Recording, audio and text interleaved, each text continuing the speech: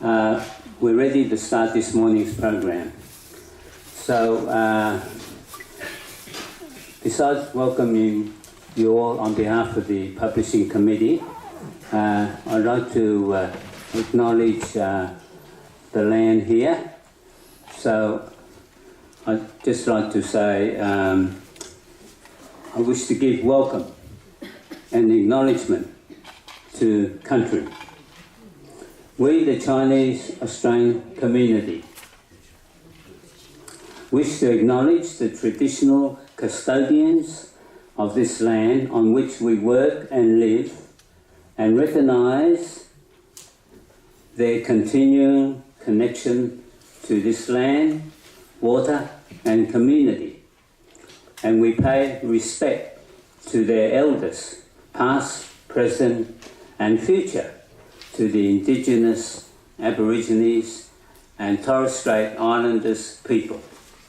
Gentlemen, it is now my pleasure to invite Dr. Henry Sang, OAM, the past Honourable Member of this State Parliament in the Legislative Council and the former Deputy Lord Mayor of the City of Sydney. He will talk about this project, also representing the Australia-China Culture and Information Association. Yeah. So please give a warm welcome to Dr. Henry Sang, OAM. Thank you, King Fong. Can I acknowledge Dr. Jeffrey Lee, MP, who is helping us representing the Premier of New South Wales to launch this book. Can I also acknowledge Michael Harkins, the former Director of Protocol, who is instrumental in helping to make sure if there was problem in terms of getting this book published. He is there to help us to sort out. Thank you for helping us along the way. And Honourable Helen Shem Ho, our first woman in Parliament in this House. And of course, we are also honoured to have Wong Fan Fu, Sun Yan Tao 领事来到我们中间。And apart from that, my first job I really want to say really is that to publish this book is really a hard task. And I want to congratulate the one person whose perseverance and foresight make it possible. That's David Lung, the publisher. Where is David? Yeah. Oh, here. Now, really, we talk about David. I only know about the book when I was invited some 2-3 years ago on fundraising. He said, "Henry, come to the fundraising. We want to publish books." So I showed up, and he has then the community here, and he wants to publish book for this special occasion. There are many hurdles. Finding people to translate, finding people to contribute, finding people to edit, finding the right people to print it, and finding the community support is a hard task. Now, without David alone, there won't be this book. And what a shame will it be? After 200 years, we do not have a book in both Chinese and English telling stories. And I know that this book is not perfect, but I think under the circumstances, David, really, you've done a great job. Thank you. And I give him a hand. Now, the other one I really want to acknowledge is that we are among history. There are a lot of people here, who's part of the history. And of this, the one person I respect the most in this room is the living icon. It's our Chinese communities, living symbol. That's Mr. King Fong, King of Chinatown. You will allow me to say that because, King actually was the chairman of the publishing committee, and his reputation is on the line. Because of his reputation, he asked me, I trusted him 100%. So with most of the people in Australia, they were trusted because I know him back in the 60s when his family come from Zhongshan to Fiji, then to Chinatown, and he worked with his dad and family in Dixon Society Phone Company, and I used to, in the 60s, come down to his shop to read Chinese newspaper. You got to wait for a month before you deliver that. That was King. And through him, we worked together in the Dixon Street Beautification Committee. Without him, as an honorary secretary and hardworking man, there would be not Dixon Street today, seriously. Dixon Street now today is not just a street the Chinese community go there, it's an icon for tourists that want to go there. King, for all the contribution to Chinese garden as well as Dixon Street, and your continuous service to taking school children to understand Chinese history need to be congratulated. So King, once again, to be chairman of this public committee, thank you so much.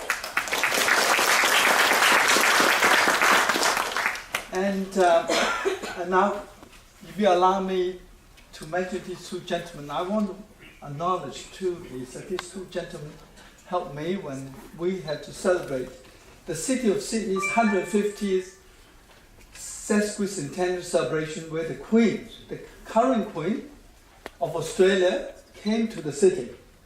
And at that time, I was fortunate to be elected Deputy Lord Mayor of Sydney. And to celebrate her visit, there's only one sculpture that signifies the Chinese community came to Australia with the rest of the migration. There was a sculpture currently in Town Hall Square. It's a sculpture that looks like a sail and looks like an anchor. And it was went to competition and it was actually installed and opened by the Queen. And King Fong was the chairman on behalf of the Chinese community to make that possible. Right? So for history, there's one project, King represented the Chinese community and unveiled the sculpture with the Queen of Australia. So congratulations for that. And of course on that part, I hope you go to, since we're talking about history, I hope you look at this, a plaque on there. It says, to sell, to stop.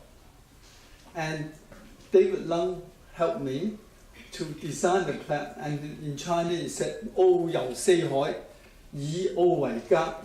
What it really means is that the Chinese community sailed the 4 seas, and eventually they decided to make Australia home. I think that is very meaningful, for that symbolic. On that score, I need to therefore acknowledge some of the people who came 200 years ago and make Australia home. And we are very honored to have Mark Se-ying's great-great-granddaughter, Lynette, here.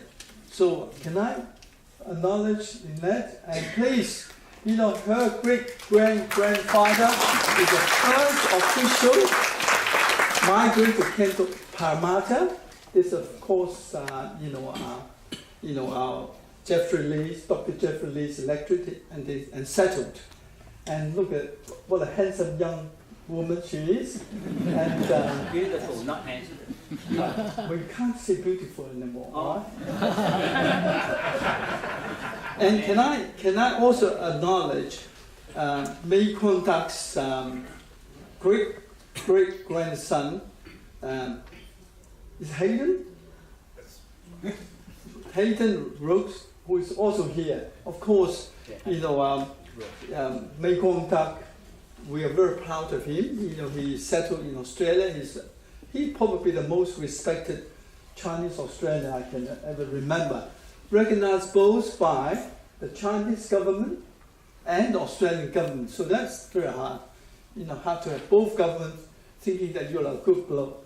So he is. Thank you very much to join us today.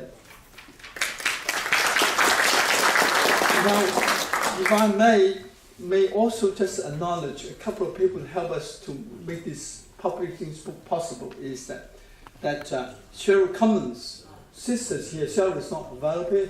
Cheryl Cummins is Chief Secretary, Chief English Editor. And of course, Cheryl is the president of the Chinese Heritage Association. She knows about Chinese history, she's proficient in English.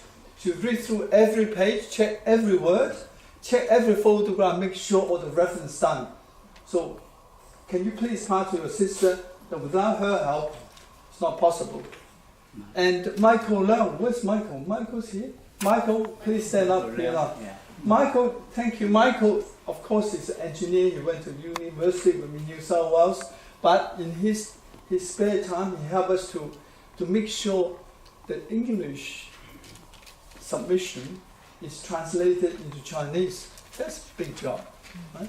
We're making sure that the translation in English, the surnames, for me, Sang could be Zhang, could be Zhen. It's very difficult, and thank you for spending your time to do that work. And Dr. Frank Ferchi is here. Frank, of course, apart from contributing articles, he's also helped us in terms of getting translation done, making sure all the spellings right, the grammar is ticked off. So thank you for your contributions. Now, my job now is to introduce Dr. Jeffrey Lee.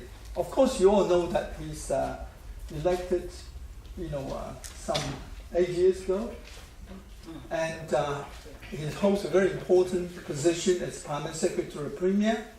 He is going to help us to launch this book on behalf of the Premier. But I thought that you might want to learn about his family, because his family is very much the history of Chinese migration. And I'm hoping that with his permission, his father's permission, we're going to have his family in our next volume. For instance, I can just say to you that Jeffrey's great-grandfather is Li Wai-lam. Li Wai-lam comes from Zhongshan. And he's about 1910, he arrived in Australia. Don't forget, in those days, the first migration, the Chinese went to the gold field, then they were allowed to work on the market garden in the farm, but then they are very good with carpentry. So his great-grandfather is a carpenter. You got to remember, at that time, the Chinese community making all the furniture is selling really well, but the community, the Australian community here in Australia, find it difficult to compete. So they said, you are Chinaman, whatever you make, you have to stand as made in China. So that's his great-grandfather, Li Wai-lam. Made by the Chinese. Yeah. Made by Chinese. Made by, no, I think made by Chinese or made, anyhow, denoted as non-Australian. But his great-grandfather went through all this. Then his son, that's his great-grandfather, his grandfather, Li Wangfuk. Li Wangfuk, like most of the third generation, they can't work in a factory, and they are not allowed to do well in business. So the easy one is to be a shopkeeper. So Li Wangfuk was very smart. He went to 24 Harbour Street, and where he has a grocery shop. He knowing the Chinese are in market garden, he wholesale it to the market. So that's typical of most people from Zhongshan or from Seiyao. Right? That's his grandfather. Then when he's got to his father, of course, all the Chinese want their children to be well educated, and his father is right here. Can you, Mom and Dad say, can you two stand up for us, please? Yeah.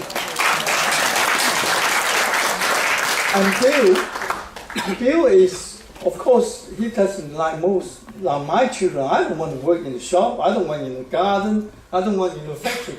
He's smart enough, like most Chinese descendants. He became a scholar. He taught in the TAFE.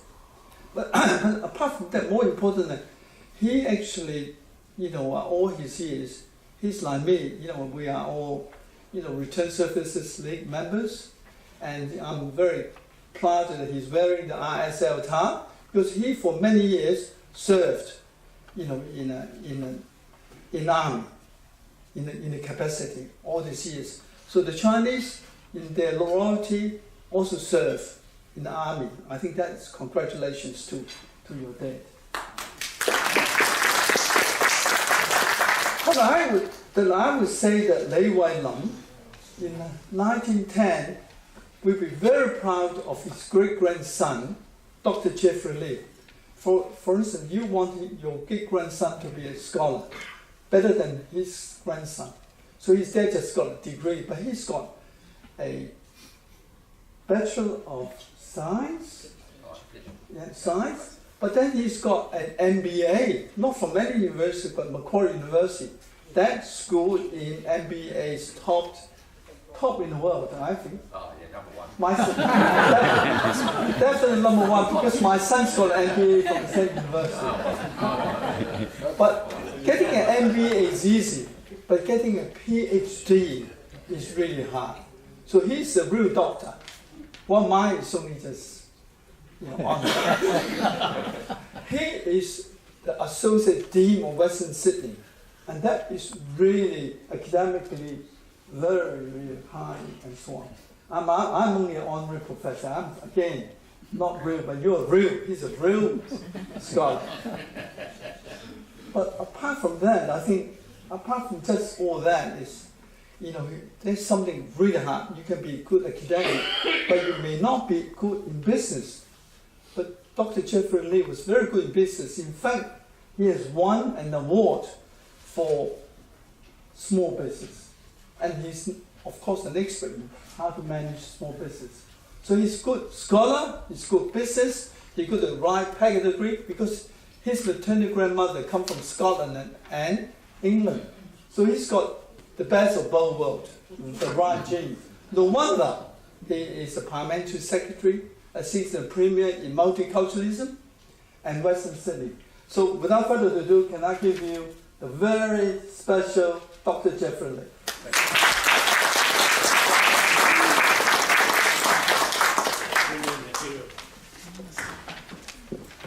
Thank you.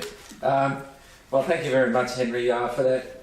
Very gracious. I was wondering who you were talking about there for a while. Can I firstly acknowledge the two most important people in the room today is my mum and dad.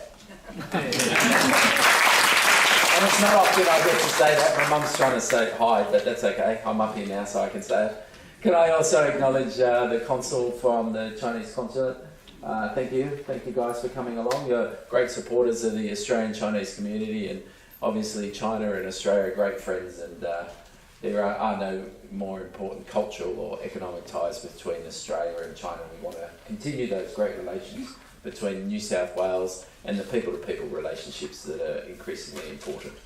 Can I also acknowledge Helen Sham Ho? And Helen has the distinguished career of being the first woman with Chinese background to be elected to the upper house of the New South Wales Parliament with Chinese heritage. So Helen paved the way. Well done, Helen. So we go to many functions, Helen and I, together. So I always use that line. But it's a great honour to also recognise Henry for your work. Henry saying for you. You're in 1999 elected to the upper house. Fantastic. It's a great opportunity. And I think, and I have the honour of being the first elected member of the lower house in the New South Wales Parliament with Chinese heritage. So I think it shows that Australia has come a long way. Can I say that it's interesting to listen to your family history, and it's very symbolic of many people's history here, that their grandparents or their parents or themselves have moved to Australia to find a better life. And it's wonderful to be Australians, but we all should be proud of our traditional heritage. And I think when I look out at the Australian Chinese community, I think sometimes we forget about the wonderful contribution, and perhaps Chinese aren't as political as some other people that migrated to Australia are. And so today's book launch, I think, is especially important to remember the contribution of the Chinese community to building Australia. And let's face it, modern Australia is a product of successive waves of migration over the last 200 years. Modern Australia, from the time European settlement and the time that people came here to nowadays, where we have 25% of the people in Australia actually born overseas. And some electorate, like my electorate of Parramatta, some 55% were born overseas. So a very multicultural community. And really, when you look at Australia's success, we should be proud of its success, and it's because of its people. And we all know that the Chinese are the best migrants in the whole world. Does anyone disagree? And I can say that here. I can say that here because no one will disagree. I can't say it at all functions. I say, can I recognise our ancestors, our descendants of the first legal migrant to Australia, and right there in Parramatta. And it's wonderful he had a pub, because I like pubs. I think they're wonderful places. Can I also welcome everybody on behalf of the New South Wales Premier, the Honourable Gladys Berejiklian, to Parliament and Parliament for all the people. Can I just make a couple of observations? Today we see a multicultural Australia, a modern Australia, a multi-faith Australia. And we are very successful. In fact, I would suggest to say to you that we're the most successful country because of our migration patterns and because of the harmonious and diversity that we all embrace. But of course, it hasn't always been the same. And I noticed in the book that we see there's a chapter about the White Australia policy. And my mum, when I was driving here, just remember that mum, I was driving her around as a little chauffeur, reminded me of the difficulties in those days if you migrated from China to Australia and wanted to become an Australian under the White Australia policy. It was very different. I think my grandfather came in 1920s, and it took him something like 30 or 40 years to actually become naturalised as an Australian citizen. And so today we live with those burdens, and whilst we should recognise them, but I think we're a much better community nowadays, and we certainly embrace multiculturalism and our heritage, while still being Australians first and foremost. And I think one of the things that is great about the Chinese community is that we integrate into society very well. We're good at actually adopting our country of where we're moving to, but celebrate where we're from. Now's the time when I should recognise David on your success, David Young, and you as the managing editor, and your whole committee and the contributors towards this wonderful book that captures Australia's contribution from the start of modern Australia. And I think, as I said when I first started, it's especially important because we often forget about the contribution of the Chinese community. And the Chinese Australian community is so successful at the moment in terms of, I think it's because we value hard work for number one, and we value education. I mean, when I was growing up, all my parents did was care about education. I was like the black sheep of the family. So I wasn't a really good scholar when I was young. In fact, I wasn't very good. I didn't actually find school very relevant till later on in life, but now as you change in life. So can I congratulate David and your whole team for putting together. Can I congratulate King Fong on your 50 years of work. Thank you. Well done, King. And can I say to Henry, you may have gone into King's shop to read the papers, but rumour has it he was too tight to actually buy the newspaper, so he used to stand in there and read the paper. Is that right? I'm your grandfather. I came on the cargo boat. Cargo boat. It's very good.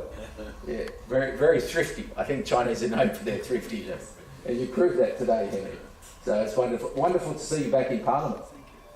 Can I welcome everybody to Parliament too on behalf of the Premier? Can I thank once again on behalf of the New South Wales Government, David and your whole team about this wonderful launch of this important manuscript that will preserve the history and preserve the legacy of the Australian Chinese community and what it's contributed to our nation. I look forward to the second volume. I understand it's starting production soon, so if I can say anything, please buy the book today. Is that right, David? Is that what you told me to say? Buy the book. Buy 3 copies. They're good Christmas presents, actually. So, on behalf of the New South Wales Government, welcome and congratulations, David. It's an absolute honour and privilege to join with you today. Thank you. To invite the Honourable Dr. Helen Shamho, OAM, to give us a speech about her experience in this Parliament House. Thank you. And welcome to each and every one of you. I have only 3 minutes to say, so I have not very much to say, except that today we are talking about history. And I'd like to congratulate David, Henry, King, for making our Chinese existence more vivid in the history of Australia. It is great because I feel very proud to be Chinese. Of course, I'm also very proud to be Australian. So having a book about Chinese settlement from the very beginning to recent times, having the next sequel coming, I'm very pleased about that. And we want to thank them for doing this task for us. And we talk about history. For people who didn't know, we actually started 20 years ago, as it was said. And we have 1.2 million Chinese nowadays. And over just less than half of them are actually residing in New South Wales. So we have a lot of Chinese in New South Wales. For the election, I think Jeff should be on the advantage. Yes, but there's a lot of Chinese in different elections, of course, contributing different election. But in any case, I'm not going to say a lot, but history, because I was elected 30 years ago, is history. It's a long time, I'm 1988, and I have 4 terms. So I'm sure you'll be pleased for me that I did my 4 terms here, which make history, because I was the first Chinese member in any parliament in Australia. So I'd like you to share this significant incident in our political history. So let me look forward for David, Henry, and King. King is the icon, as was said. I know King for over 40 years, actually. So I've been here over 50 years. So we are talking about history, and it's important. We're only reflecting history that we can have our future looking forward to it. So once again, before I finish, congratulations to the committee and the 3 of them. I'm sure a lot of people is helping, like Frank, I was seeing him every day for the last week, and all the people who are helping in this publication. So, as well said, get a copy so we understand our history, so we're all very, very happy about it. So have a good day, and thank you for having me. I feel very honored to be here today. Bye-bye. I'd like to invite Dr. Henry He, PhD. He's the Honorary President of the Australian Sydney Writers Association. Enjoy. 这是那个新书发布会的这个头者，最早的那个激情人和参与者。今天我特别感到很高兴，我要祝贺那个龙先生。据我所知，我们华人在这里200年，在澳大利亚200年，没有一本完整的那个历史书，特别是用英文写出的。在这2年来，除了龙先生在做这个事情，据我所知，还有另外一个 team， 一个 great teamwork。但是到目前为止，另外一个的那个很庞大的那个也是写华人历史的一个计划，到现在没有实现。所以我非常高兴，我们先看到我们龙先生那个接触先本那个首先出版的这本书，当然这个是第1集，还有第2集，所以我今天很高兴，我也非常感谢那个龙先生，还有感谢我们的幕后那个方先生灵魂人物，还有那个曾小龙先生，那个我们最早开了好多会，我都知道他们2位在里边起了很大的作用。今天那个趁这机会啊，我就想那个讲2点那个一些看法。龙先生这本书，那个是我们华人在澳大利亚200年的历史，200年在历史的长河里边，其实一瞬间，但是对于我们生活在这里的几代的华人来说，这200年可不简单。所以我在这里呢，我就说我们华人从最早的到现在我们已经是澳大利亚这个国家的主人。我们参与了这个国家的各个方面，经济、政治、文化各个方面。所以呢，我就想说一点是什么呢？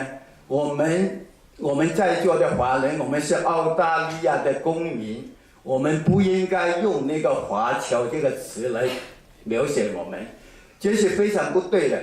所谓侨是侨居，是暂时的，但是可能我们在座的绝大部分，我们都会世世代代，除了我们的先辈，还有我们的后辈，我们都可能世世代代生活在澳大利亚这个国家，这个美丽的国家。所以呢，不能用华侨这个词来描写我们。我们是华裔澳洲公民，这是准确的。这个今天我们看了这本书，这是我感觉的一个很重要的感想。另外第二点呢，我感觉到通过这200年来我们华人在澳大利亚生活的历史，发展到今天，我们在这里我们好像已经超过100万的华人在这里生活。这个是一个什么现象呢？我想说，这是普世价值的胜利。普世价值universal value. It is a great victory for the universal value. 讲到这个问题，我们回顾一下这200年来，我们的祖国中国从一个封建的皇朝进入了现代文明，这一个是伟大的历史变迁。我们这个澳大利亚这个国家呢，也是不久前从北澳主义变成现在我们是提倡去推行多元文化主义，这也是一个非常了不起的变化。这个变化说明什么呢？说明我们现在有一个普世价值，我们不单是这里的从欧洲从英国过来的移民，或者我们从中国过来的移民，我们都有一些共同的价值，我们在这里所以可以和平很幸福的生活，这是普世价值的胜利。这个是我今天看了这本新书发布会，我所感觉到的一个很重要一点。多年前美国的一个很出名的学者Hamilton 写了本书叫做《文明的冲突》。我很久以前我就说过，这不是文明的冲突。他所谓文明的冲突呢，是指基督教文明、儒家文明、伊斯兰文明。我就要说明，应该说不是文明的冲突，而是文明与野蛮与落后的冲突。我们不同的文化里边都有好的东西，有坏的东西。我们要找出我们大家都共同认可的好的东西。文明可以不冲突，可以大家互相学习，共同提高。这个也是一个很重要的。我们作为在澳大利亚生活了世世代代，我们得出一个经验，应该感到是普世价值的胜利。再一次祝贺龙先生，今天让我能够有这2点感想。假如他们听不懂 Chinese， 请你帮我讲2句啊，谢谢大家。So before we conclude with the presentation of books, I'd like to invite our publisher, Mr. David Lung, OAM, to give a vote of thanks. David, thank you. Distinguished guests, ladies and gentlemen, thank you for coming today. On behalf of the Publishing Committee, thank you everyone for coming to today's book launch. For many years, I have a dream to publish a book about the history of the Chinese in Australia, because I found out there are many out there who never knew the story about the Chinese who came here 200 years ago, and how they suffered under the white Australia policy. This book is also to reflect the proud achievement they have made to the multicultural society of Australia.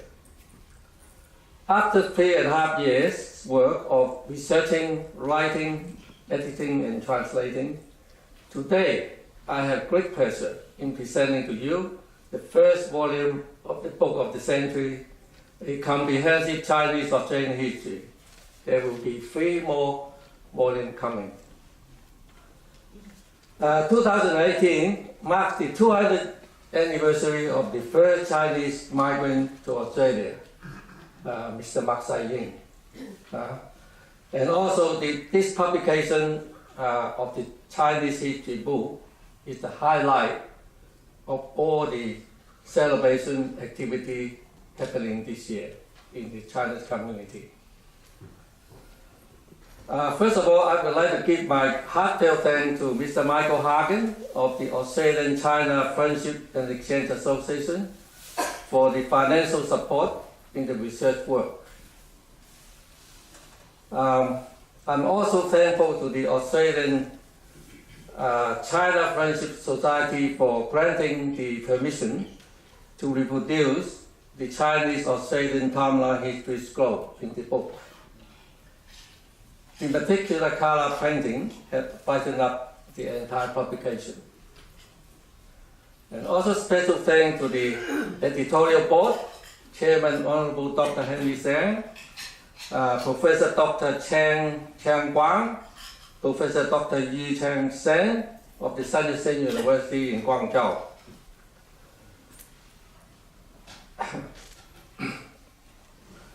Also, I would like to give big thank you to those who have helped me in the editorial work. Chairman King Fong, the editor, Mr. Cheryl Cumming, she's not here today, represented by her sister Margaret Cumming. Dr. Frank Alavasi, Mr. Michael Leung, Mr. Charles Lee, Dr. Fei Cheng, Mr. Brett Powell, Dr. Kevin Wren, and Mr. Dawson for the editorial contribution. Without their help, this Chinese history book would not become a reality. Thank you.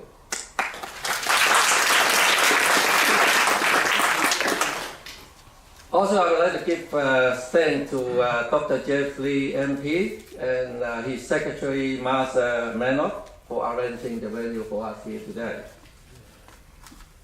Also, thank you to Dr. Henry Hay for making a Mandarin speech for us, because everyone speaks English, so we have a Mandarin speech. Thank you. Most importantly, I thank you everyone here today for coming to the book launch, and also because your presence, you make my dream come true today, and you see all the books here. When I first started, I don't have much money to produce the book. So one of the functions, and I met my good friend Henry there. I said, Henry, I only got a few very little money, not enough to produce the book. He said, don't worry, David, I'll get you some money. So after 1 week, so he introduced me to Mr. Michael Hagen, a very rich man. So he asked me, how much money you want, David? I said, oh, very little, $50,000. He said, no problem. I'll give you the check tomorrow. Thank you, Michael. And he asked me, David, when you get the book finished? Oh, I said, maybe 1 year. So after 1 year, he rang me up, David, where's the book? I said, on the way from China. Of course, the book has to be printed in China. But after 1 year, nothing. So because it takes a lot of time and translating, editing, so a lot of problem with the Chinese translation. So after another year, he rang me up and said, where's the book? I said, oh, it's still coming from China. But today he asked me, I said, the book is here.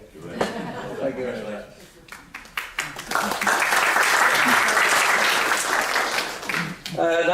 like to present the book to all our VIP guests. I would like to invite Chairman Henry Sen and Chairman King Fong to distribute the book.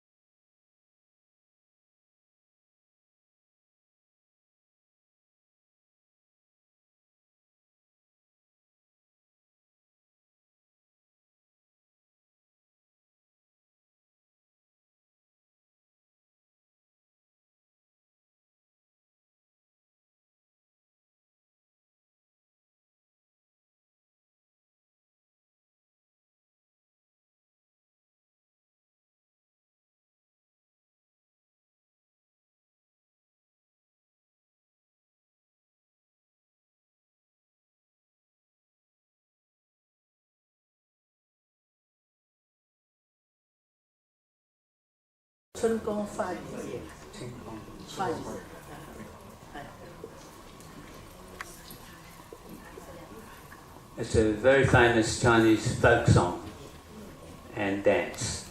Please enjoy.